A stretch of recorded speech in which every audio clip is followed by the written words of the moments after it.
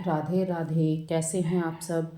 तो कार्तिक का महीना चल रहा है। अब तक आपने मेरी जो वीडियो देखी है उसमें पहले अध्याय की अलग वीडियो है, दूसरे अध्याय से लेकर 9 अध्याय तक की दूसरी वीडियो है, और आज जो वीडियो मैं डाल रही हूँ उसमें 10वें अध्याय से 11वां, 12वां, 13वां, 14वां, 15वां 15 अध्याय तक की कहानी मैं आप सबको कार्तिक माह की बता रही हूँ। तो कार्तिक महात्म्य, कार्तिक के महीने में आप कौन सी कहानी सुन रहे हैं। अभी आज के दिन में 10वीं कहानी शुरू हो रही है और आज की वीडियो में आप सबके सामने लेके आई हूँ।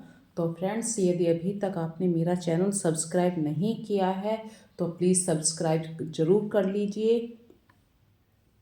और अभी तक यदि आपको कुछ भी गलत लग रहा है कि भाई आपसे सही से बोलना नहीं आया, तो प्लीज़ मुझे कमेंट में ज़रूर करके बताएं, ताकि आपको अगली वीडियो में उस प्रॉब्लम का सुधार मिल सके या मैं अपनी प्रॉब्लम का सुधार कर सकूं। तो करते हैं कार्तिक महात्म्य के महीने की 10वें अध्याय की कहानी का प्रारंभ। 10वां अध्याय। राजा पृथु ने कहा, हे देवर्षि, आपको नमस्कार है। अब कृपा कर आप यह कहिए कि जिस समय भगवान शंकर ने माथे का तेज क्षीर सागर में डाल दिया उस समय क्या हुआ। नारद जी ने कहा, हे राजन, तब शंकर जी ने तेज क्षीर सागर में डाल दिया तो वह शीघ्र ही बालक होकर गंगा सागर के संगम पर बैठकर संसार को भय करने वाला रुदन करने लगा। उसके रुदन से समस्त संसार व्याकुल हो उठा। लोकपालों के मन में भी व्याकुलता हुई। अधिक कहने से क्या है, चराचर चलायमान हो गए, अर्थात चारों ओर व्याकुलता फैल गई। शंकर सुवन के रुदन से ब्रह्मांड व्याकुल हो गए। समस्त देवता और ऋषि मुनि व्याकुल होकर लोक पितामह ब्रह्मा जी की शरण में गए।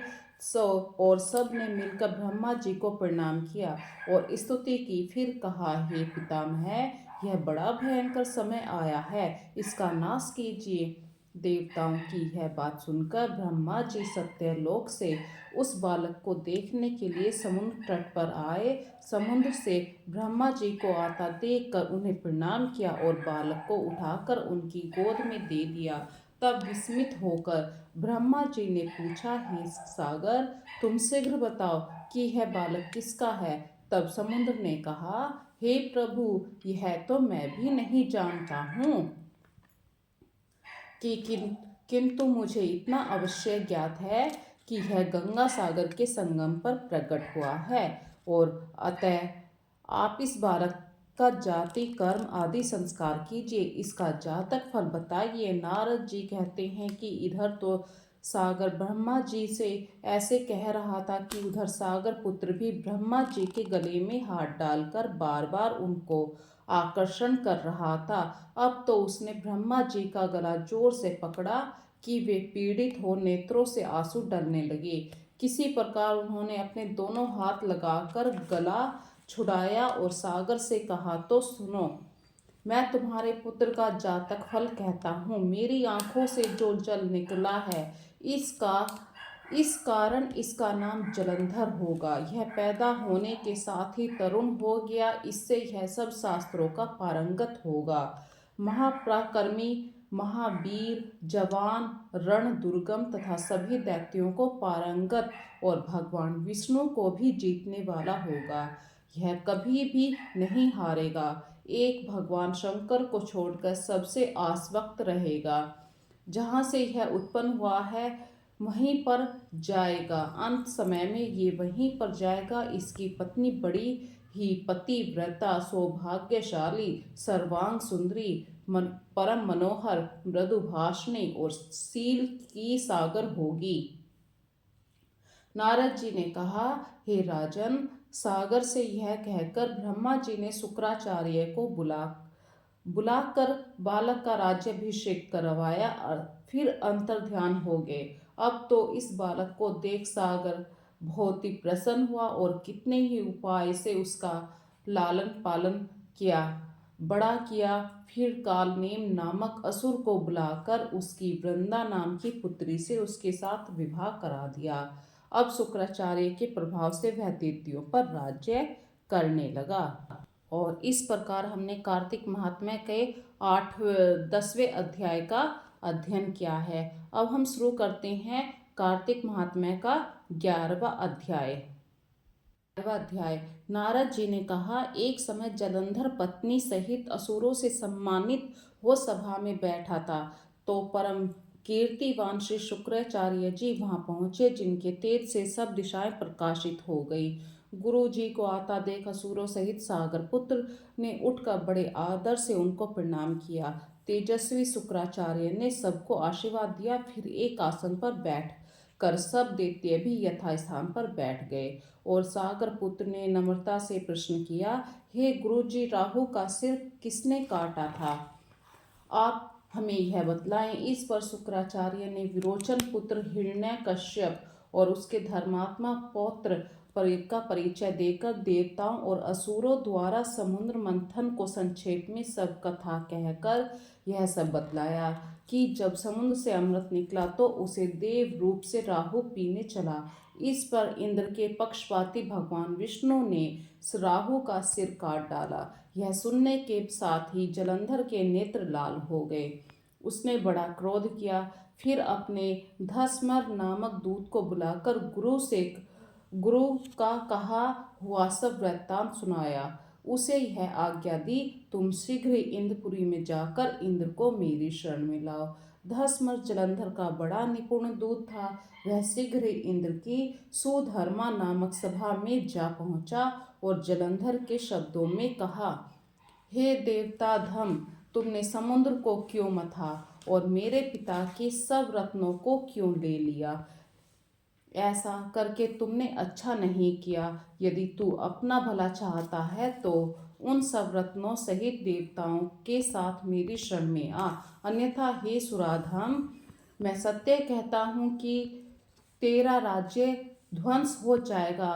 पर इस पर इंद्र बहुत विस्मित हुआ और कहने लगा, पहले सागर ने मेरे भय से सब पर्वतों को अपनी कुक्षी में क्यों स्थान दिया और मेरे शत्रु दैत्यों की रक्षा क्यों की? इस कारण मैंने उनके सब रत्नों का हरण किया है। मैं भी सत्य कहता हूँ कि मेरा द्रोही सुखी नहीं रह सकता। इंद्र की बात सुनकर वह दूत शीघ्र ही जलंधर के पास आया और सब बातें उसे कह सुनाई, जिन्हें सुनते ही वह दैत्य क्रोध के मारे अपने होठ काटने लगा और देवताओं को जीतने के लिए उसने उद्योग आरंभ किया।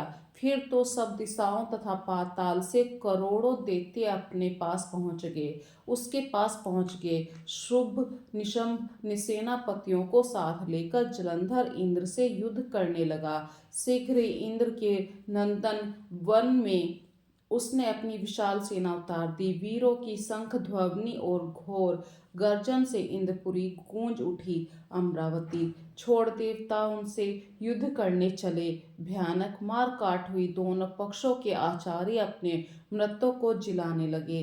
असुरों के आचार्य गुरु शुक्र अपनी मृत संजीवनी विद्या से गुरुदेव बृहस्पति द्रोणागिरी से औषधि लाकर मुर्दों को जिलाते हुए इस पर जलंधर ने अपने गुरु शुक्राचार्य से क्रोधित होकर कहा, मेरे हाथ से मरे हुए देवता भी जी कैसे जाते हैं?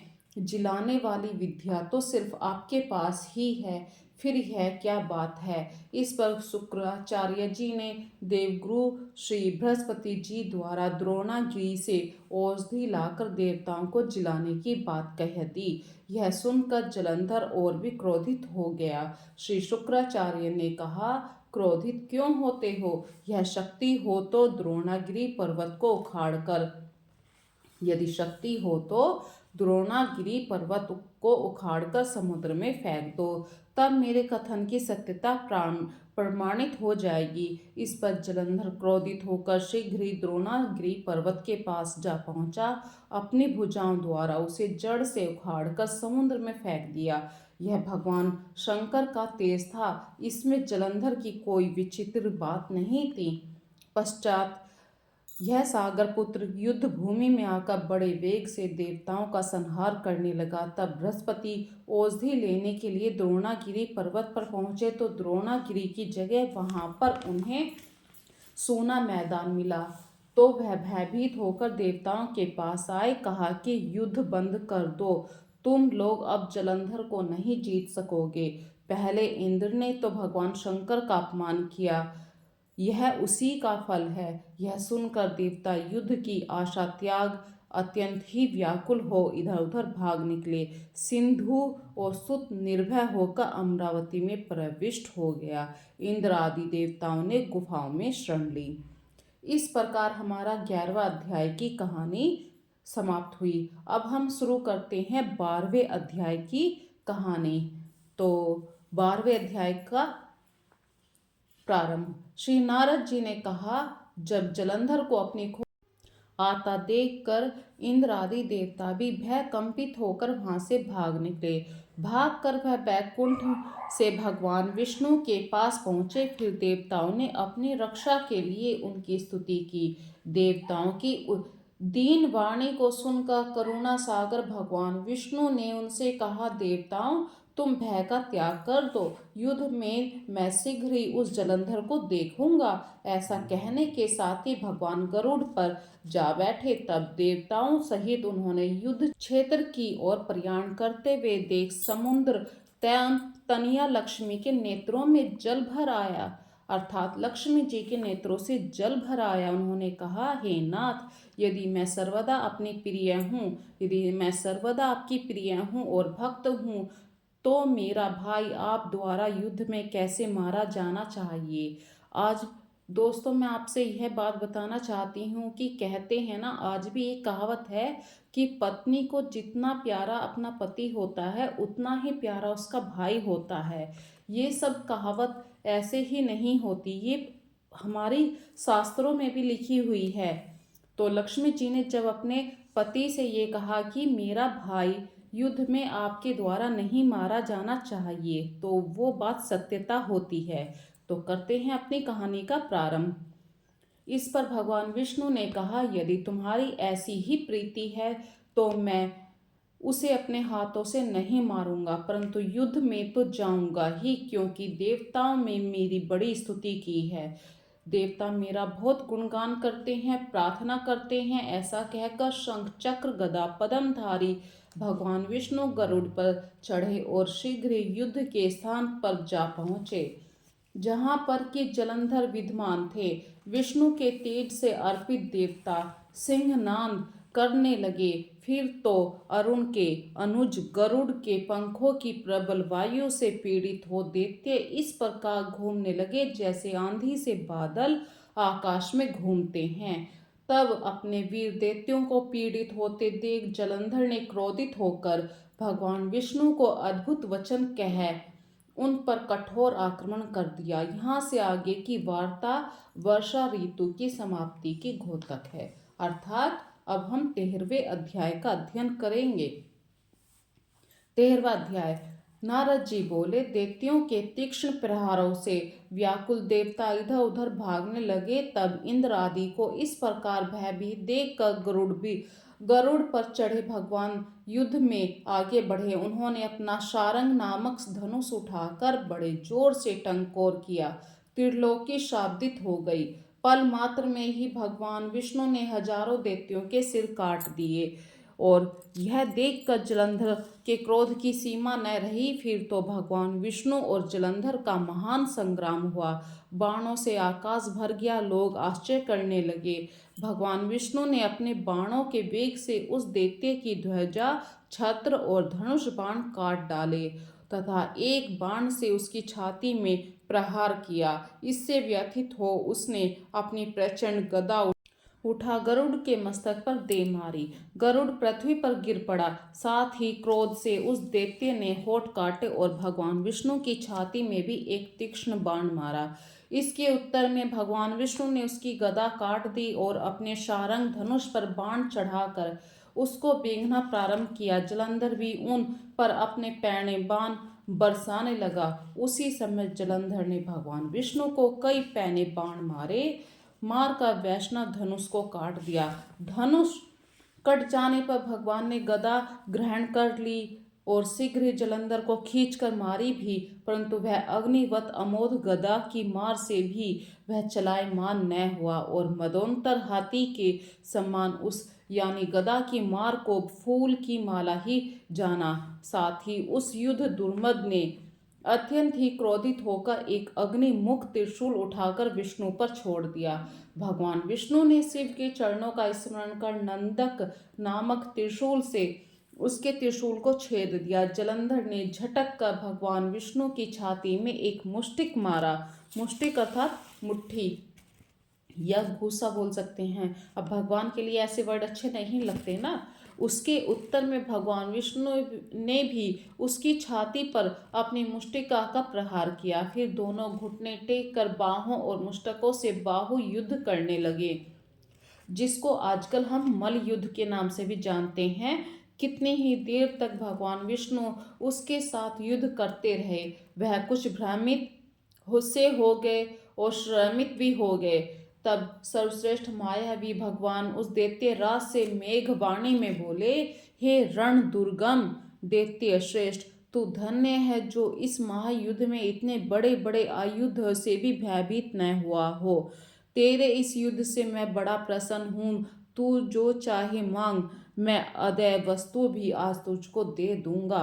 मायावी भगवान विष्णु की ऐसी वाणी सुन कर जलंधर ने कहा, हे भावुक, यदि आप मुझ पर प्रसन्न हैं तो यह वर दीजिए कि आप मेरी बहन के साथ अपने सारे कुटुंबियों सहित मेरे घर पर निवास करेंगे।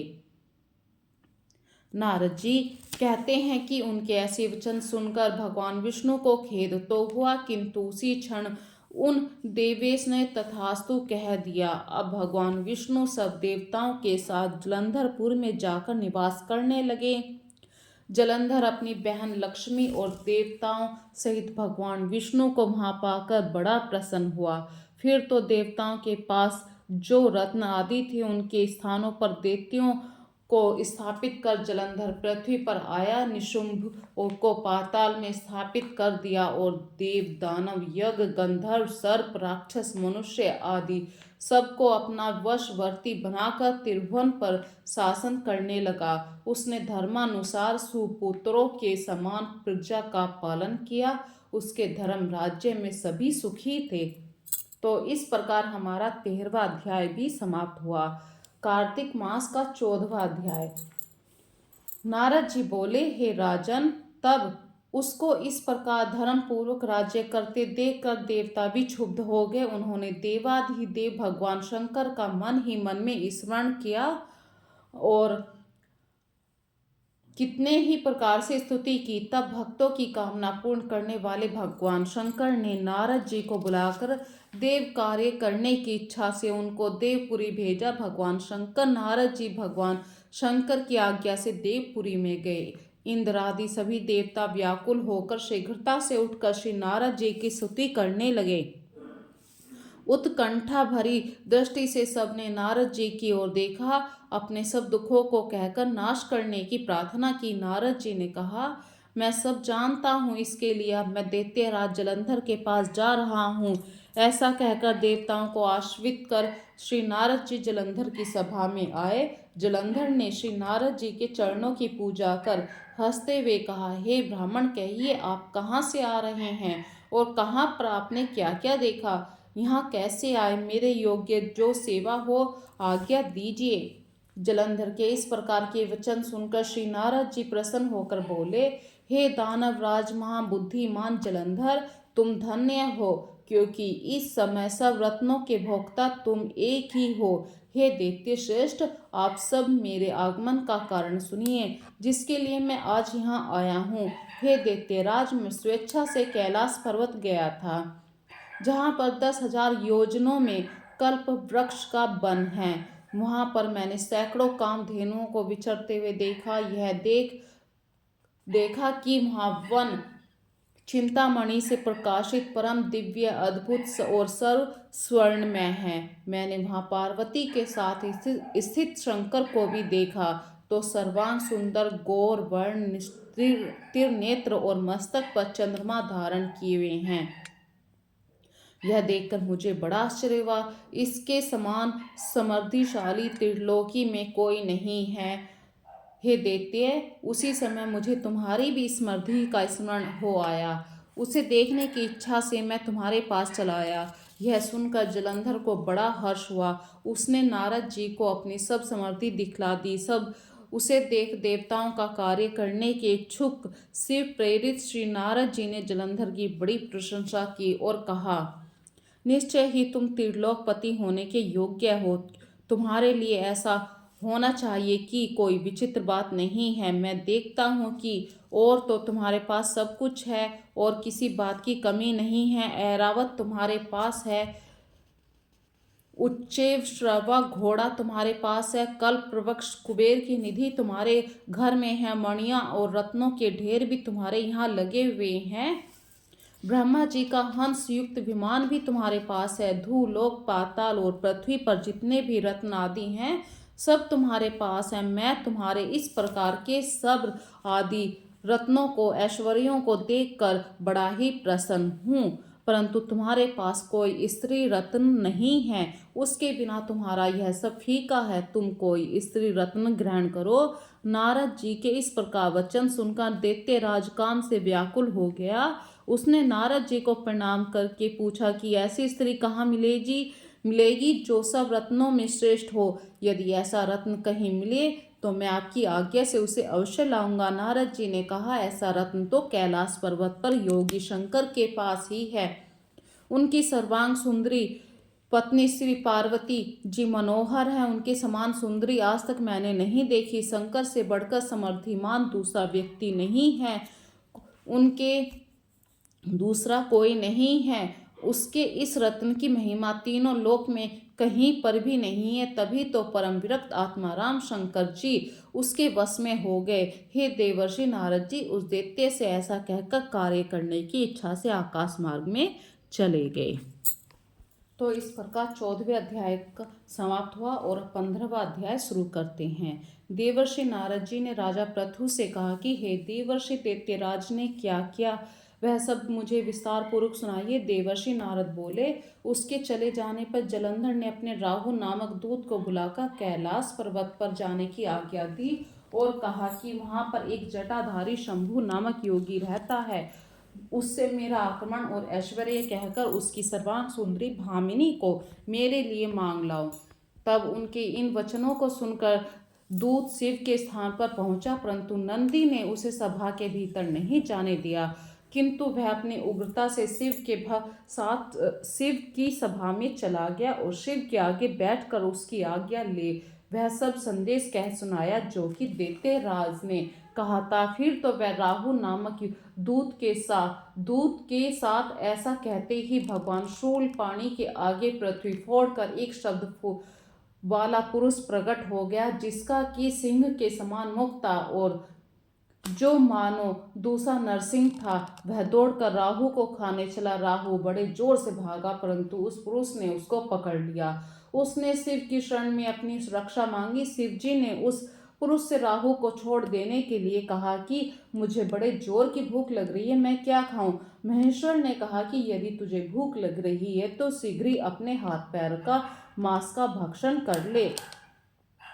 शिव की आज्ञा से वह पुरुष शीघ्र ही अपने हाथ और पैरों का मांस का भक्षण कर गया। अब केवल उसका सिर मात्र ही शेष रह गया। तब उसका ऐसा कृत्य देखकर शिवजी ने प्रसन्न होकर उसको अपनी आज्ञा पालक जानकर उसे अपना परम प्रिय गण बना लिया और कहा कि मेरी पूजा के समय अब तेरी भी पूजा सदैव होती रहेगी और जो मेरी पूजा नहीं करेंगे वह मेरे प्रिय न होंगे।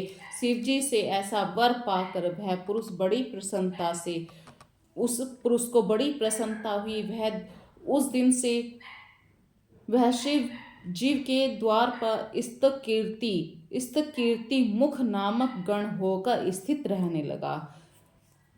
तो इस प्रकार हमारा आज 15वां अध्याय समाप्त हुआ। यदि मेरी वीडियो अच्छी लग रही है तो फ्रेंड्स लाइक और सब्सक्राइब जरूर कीजिए।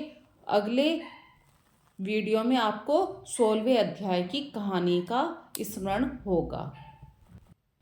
तो आज की जो हमने कार्तिक महात्म्य की कहानियों का अध्याय में स्मरण किया है, इन सब में यही दिखाया गया है कि भगवान जो लीला करते हैं उसका कुछ ना कुछ पीछे अवश्य रहस्य होता है। भगवान शंकर की आंखों से जो जल गिरा था उनसे जलंधर उत्पन्न हुआ। अब जलंधर इतना शक्तिशाली आदमी बन गया कि उसका अंत भी होना ही था। तो हमारे शास्त्रों में हर चीज का अंत है, हर चीज की स्थापना कैसे हुई, उस चीज का अंत कैसे हुई, वो चीज कैसे उत्पन्न हुई, हर चीज का ज्ञान हमें हमारे शास्त्रों में मिलता है। तो जलंधर की कहानी आज के हमारे अध्याय में है। अभी जलंधर की कहानी पूर्ण रूप से पूरी नहीं हुई है। शिव के हाथों से ही जलंधर का अंत होगा। यही कार्तिक महात्म्य के बहुत ही रुचिकर अध्याय हैं। यदि आपको और भी अधिक जानकारी चाहिए तो आप मुझे कमेंट में ज़रूर बताइए। मैं कमेंट में आके आपके हर क्वेश्चन का, हर प्रश्न का जवाब जरूर दूंगी। और यदि अभी तक आपने मेरा चैनल सब्सक्राइब नहीं किया है तो आप मेरे चैनल पे जाइए। बरेवाल रश्मि के नाम से ये चैनल है, जहाँ पर मैं अभी कार्तिक महात्म्य के सारे अध्याय का स्मरण आप लोगों को करवा रही हूँ। पार्ट पार्ट में मैं आप लोगों को कार्तिक महात्म्य की कहानियाँ सुना रही हूँ। यदि कोई कमी है तो मुझे ज़रूर बताइए। और एक दिन में परफेक्ट कोई नहीं बनता। मैं खुद जानती हूँ मेरे अंदर बहुत सारी कमियाँ हैं अभी। उन कमियों को आप लोग ही मुझे बताएंगे। जब भी मैं अपनी कमियों को दूर कर पाऊंगी। तो कार्तिक महात्म्य को ज़रूर सुनते रहिए। और सबसे अच्छी बात है कार्तिक महात्म्य का, यदि आप पूरे माह नहीं उठ पाते हैं तो महीने के अंत में 5 दिन अवश्य स्नान करें। और कोई अगर पूजा पाठ भी नहीं कर पाता है तो कार्तिक महात्म्य की कहानी भी यदि वो व्यक्ति सुनता है तो उसे पूर्ण फल मिलता है, कार्तिक महात्म्य में नहाने वाले इंसान के बराबर में। जब कोई कहानी कहता है, यदि कोई कीड़ा मकोड़ा, कोई व्यक्ति, कोई जानवर, कोई पक्षी भी उस कहानी के शब्दों को सुनता है तो वो भी मोक्ष की प्राप्ति करता है।